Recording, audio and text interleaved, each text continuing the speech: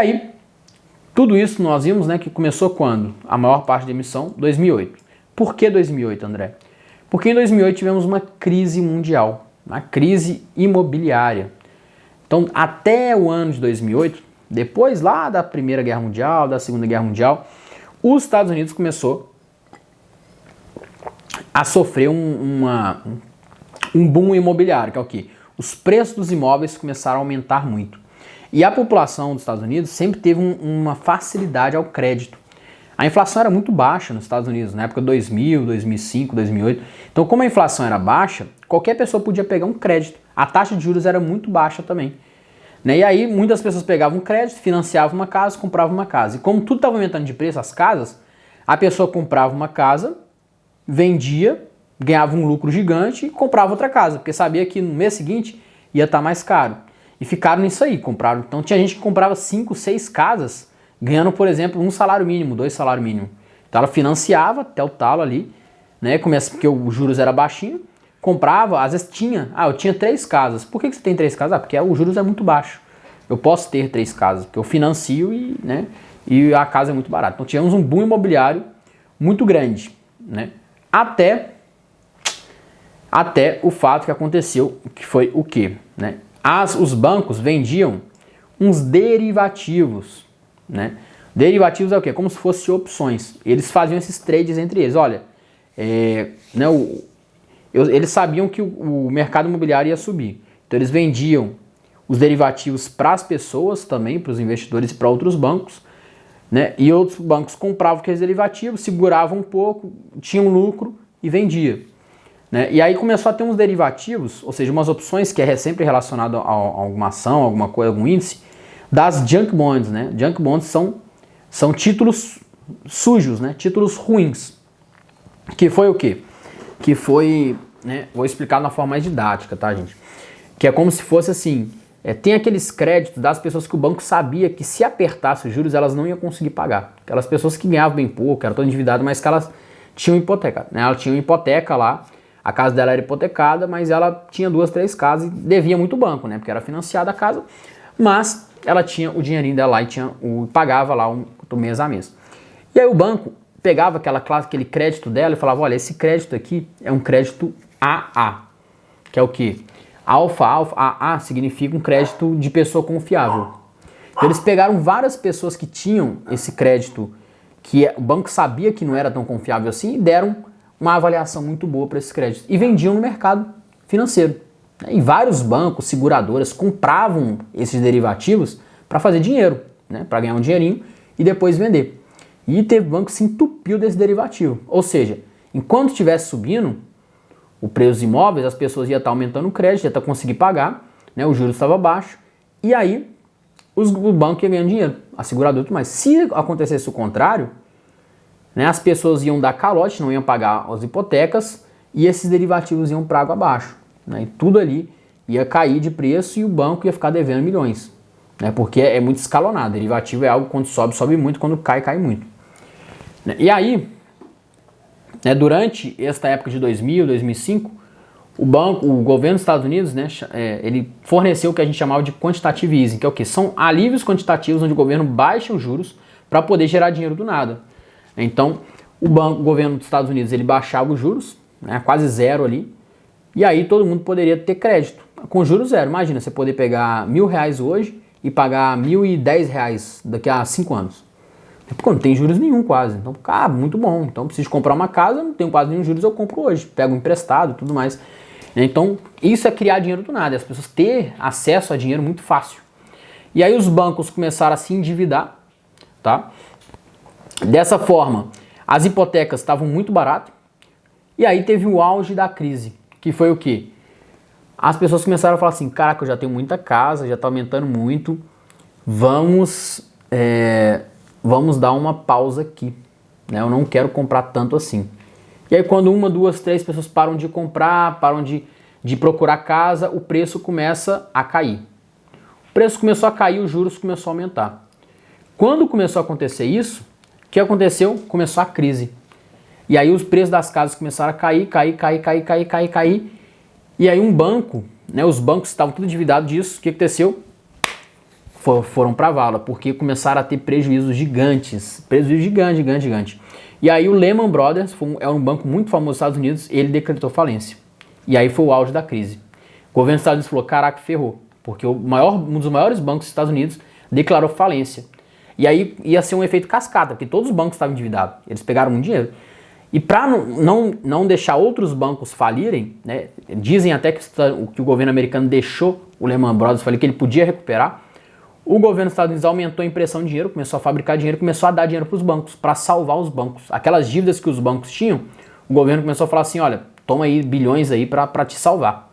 Né? E aí, tudo isso significou o quê? Resultou numa crise imobiliária. Né? Quem tinha 2, 3 casas queria vender a casa, ninguém queria comprar, tive que fazer né?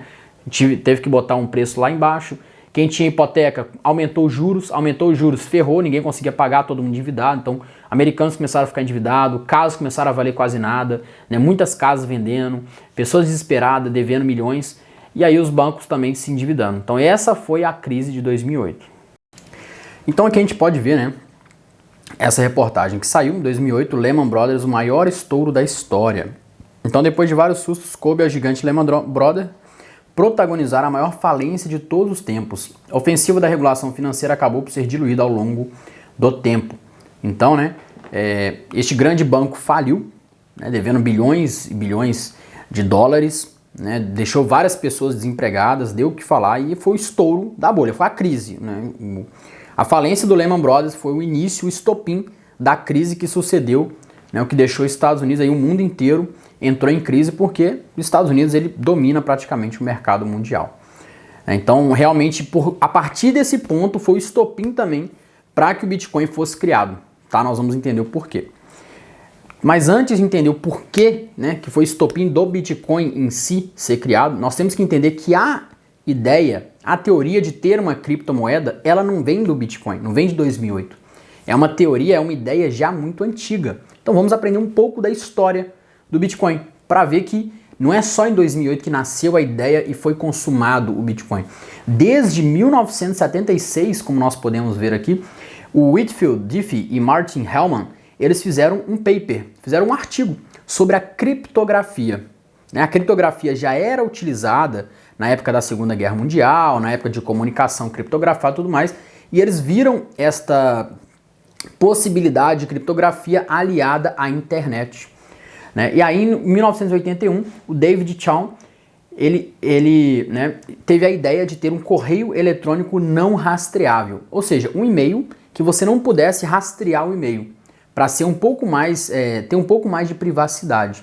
Foi uma ideia bem interessante, mas ainda não conseguiu ser executada, porque tinha alguns empecilhos que naquela época não conseguiram resolver.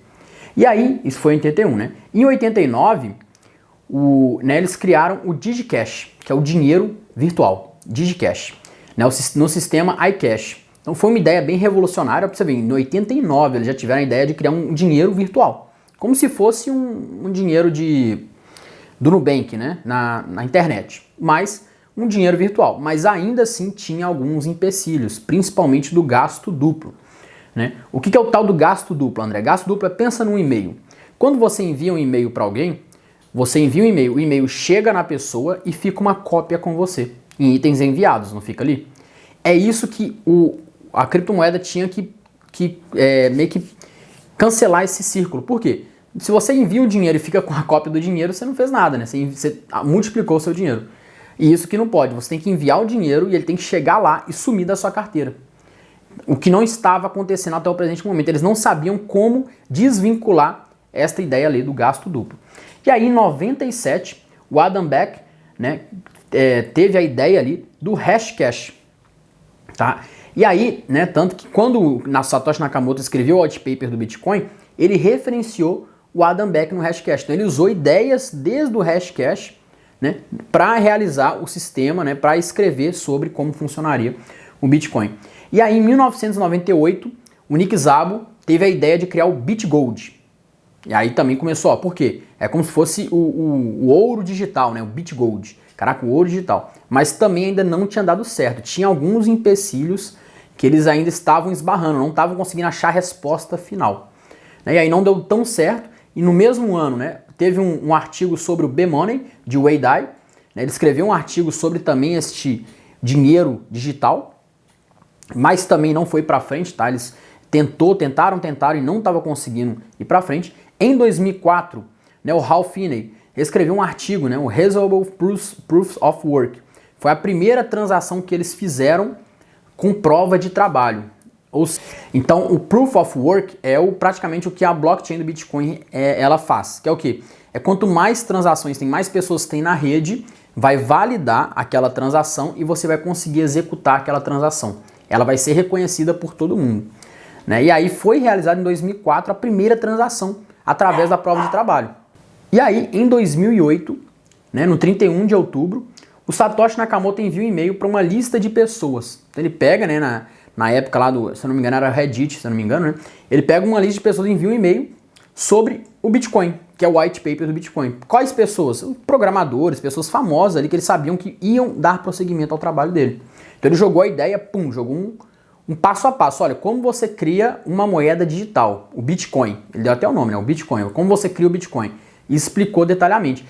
Para ele chegar nesse passo 2008, ele utilizou ideias do Proof of Work, do Hal Finney. Então ele pegou ideias aqui de 2004, pegou um pouco da ideia do BitGold, a ideia do B-Money, a ideia do Hashcash, uniu tudo e conseguiu solucionar os problemas. Conseguiu explicar como seria solucionado a prova do gasto duplo, como seria solucionado a transação do Bitcoin, como seria solucionada a validação das transações. Né? Ele explicou como seria solucionado todos os empecilhos que estava travando a criação de uma moeda, de uma criptomoeda, uma moeda digital. E aí deu, né, início ao white paper. Né? Então o white paper do Bitcoin, você consegue achar ele em português, joga no Google aí, né? Vou botar também aqui na descrição, um PDF ali, né? Um site sobre o white paper do Bitcoin. É um pouco grande, mas vale a pena ali se dar uma folheada para ver como é que foi, né, lançado ali nos e-mails. E aí em 2009, né, 2008 eles lançaram a ideia, o pessoal começou a trabalhar. E 3 de janeiro de 2009 teve o primeiro bloco minerado. O que é esse bloco minerado, André? Um bloco de transações. Teve o primeiro bloco de transações que foi concretizado. Né? E aí saiu todo bloco que você realiza a execução, você pode até deixar uma frase anexada, como se fosse um Pix. Você não deixa anotação no Pix? O bloco é a mesma coisa. Você faz o bloco e pode anexar uma frase. E como era a primeira transação do Bitcoin, era uma revolução no mundo. E eles colocaram nessa transação uma frase, né? Chancellor on brink of second bailout of 4 banks, que é a capa do The Times, né, depois da crise de 2008. Que é como se fosse assim, é uma ironia falando que os bancos centrais iam ligar a máquina de dinheiro novamente para salvar os bancos. Então os governos iam ligar a máquina de dinheiro para salvar os bancos que tinham feito cagada. Então isso foi tipo assim, olha gente, né, é uma ironia porque o governo, quando o banco faz cagada, o governo vai lá e salva eles. Então eles podem fazer a cagada que for, brincar com o seu dinheiro, que o governo vai salvar. Já o Bitcoin não tem essa interferência do banco, não precisa do banco. Então eles fizeram como se fosse uma ironia e mineraram o primeiro bloco. A primeira transação foi realizada em 3 de janeiro de 2009. Em 2008 foi a ideia do Bitcoin, eles começaram a construir. Em 2009 teve aí a primeira transação. E desde a primeira transação até o dia de hoje, o Bitcoin, o sistema do Bitcoin, que a gente chama de blockchain, ele nunca travou, nunca parou, nunca saiu do ar, né? É realmente um sistema até agora praticamente quase perfeito. Por que quase perfeito? Nada é 100% perfeito, né? Mas é um sistema mais perfeito que bancos. Porque bancos já saíram do ar, bancos saiu do sistema, o sistema entrou em manutenção, sumiu dinheiro, apareceu dinheiro, acontece vários problemas, vários BO nos bancos. O Bitcoin não. O Bitcoin está na internet. Enquanto a internet do mundo inteiro não for desligada, o Bitcoin está aí, vai estar aí, né? E aí até 2022 já tinham sido minerados mais de 18 milhões de Bitcoins. E só podem, como curiosidade nós vamos falar também, só podem ser minerados, só podem existir 21 milhões de Bitcoins, né? 21 unidades, né? 21 milhões, botar de milhões, unidades de Bitcoins que pode existir no mundo. Quando for minerado o último Bitcoin, já era, não vai poder ser minerado mais, criar mais Bitcoin. Você vai poder transacionar com o Bitcoin quem tem. Eu tenho um, eu vendo para ele, eu vendo para ele. Então essa escassez do Bitcoin é o que tá dando mais valor para ele. Porque, cara, olha, já foram minerados 18 milhões. Tá acabando. Depois que acabar, eu só vou poder comprar de quem tem. Né? Então isso dá uma certa escassez, assim como o ouro. A gente não sabe quantos de ouro tem no mundo, mas sabe que o ouro é um bem escasso. Por isso que ele vale tanto assim. Diamante, por que vale um diamante? Porque é difícil extrair um diamante, é difícil conseguir achar um diamante. Em tudo que é escasso vale muito. Por isso que o Bitcoin também deu uma subida muito forte nos últimos anos. E aí, nós vemos aqui, né, um resuminho aqui, né, só sobre a origem. Como eu falei, né, trouxe desenvolvimento sobre criptografia. Em 1981, correio eletrônico. 89, criou Digicash, né, puramente eletrônico. E faliu, né, a empresa faliu. Em 1997, foi criado o Hashcash. Né, ou foi o quê? O que significa esse, né, Hashcash? Foi criar selos postais digitais para o correio eletrônico. Então é como se criasse selo, não tem um selo da carta que você botava, né? Hoje em dia não bota quase mais. Mas antigamente era esse selo postal para o correio, para o e-mail. Né? Você criaria um selo ali que era a sua marca daquele correio. Né? O Hashcash. Em 98, né, o artigo do B-Money, também referenciado por Satoshi Nakamoto. Em 98, o BitGold, né, é o ouro digital. E ficou somente no conceito, não conseguiu ir para frente, como eu falei. E aí o Bitcoin ele vai ser o quê? Uma mistura do BitGold com o B-Money. Em 2004 teve o artigo do Prova de Trabalho e o Ralph Finney também, né, foi o primeiro entusiasta do Bitcoin. Tá? Então praticamente a história do Bitcoin é essa.